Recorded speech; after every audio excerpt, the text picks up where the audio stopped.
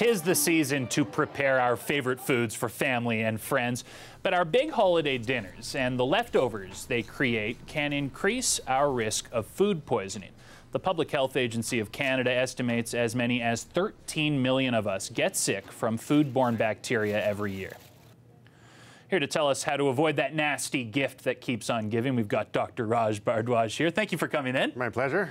So what causes food poisoning? You know, it's a lot of germs. There's bacteria, there's viruses, there's even molds and parasites and stuff that can do it.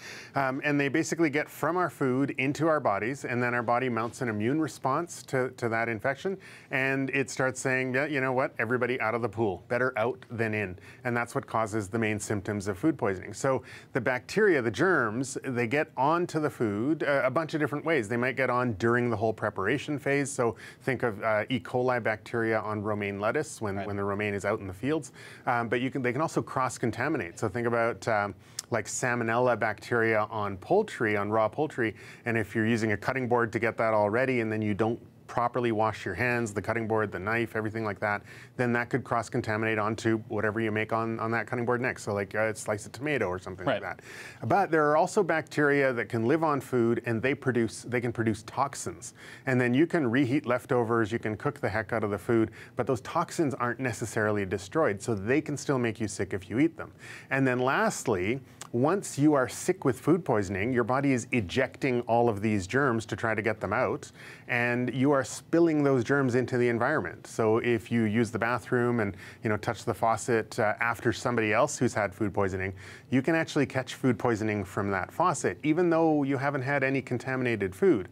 So food poisoning can be contagious. And I did not know that. I should come clean here. I had food poisoning over the summer, and I came to work, and we did a segment together. Yep. And you were like, get away from me, man. Exactly. I didn't know it was contagious. Yeah. So with all these different options of getting it, how do you know where it actually comes from? You know, sometimes you don't. I mean, sometimes we're lucky in terms of a history. So somebody came in once, they were at a wedding reception, and everybody at the wedding reception was sick, except the people who didn't have the salad.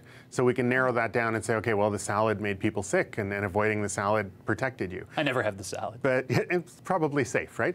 But apart from that, a lot of times we don't know. I mean, people assume that it's the last thing you ate, so the first thing that you barf up, that made you sick. But that's not necessarily the case. It can take anywhere from 6 to 36 hours from when you start getting sick to, if you sort of look back 6 to 36 hours, that's somewhere in that window is the food that made you sick.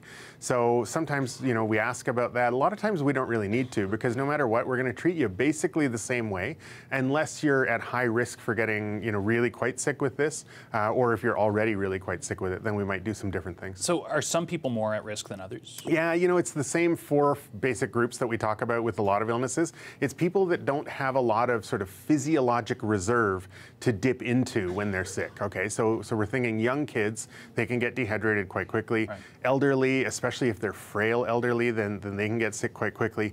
Pregnant women don't necessarily get sick quickly, but they can have more complications when they get dehydrated and stuff. And then people with immune system problems, and we used to think that was things like cancer and HIV, but nowadays there's a lot of medications which are immune system modifying medications. So a lot of people on pills for their psoriasis or their ulcerative colitis or things like that are actually more prone to illness as well. And if you do end up with food poisoning, how do doctors treat it? So most of the time we just say, look, get lots of rest and plenty of fluids to prevent dehydration, but there's a few other things that you can do. So if most of your symptoms are coming out the bottom end, that's probably a good idea, because then you can actually just keep hydrating, no problem. If they're coming out the top end though, then some over-the-counter antihistamine type stuff, or not antihistamine, anti-nausea type stuff can actually help. To settle the nausea down a little bit, and then just little sips of fluid. And we're talking little sips, like 1 tablespoon every 5 or 10 minutes. Because if your stomach stretches and it thinks, oh, they're putting more food into me, I'm not ready for this, it's going to eject both ways again. And if you'd like to skip those steps and just avoid it altogether. Yeah, simple stuff. So food safety and hand hygiene. In terms of food safety, the magic numbers, the danger zone for bacterial and germ growth are between 4 degrees Celsius and 40 degrees Celsius. You want food in that zone for less than 4 hours. So if you cook something, then take those leftovers as soon as you're done dinner and put them in. Don't have them hanging around for hours and hours and hours. The meat tray behind me for hours and hours starts getting dangerous. So all of that plus hand hygiene. Wash your hands, and that'll increase your risk of having a Merry Christmas. Well, Dr. Raj, good luck this holiday season. Thank you. You too.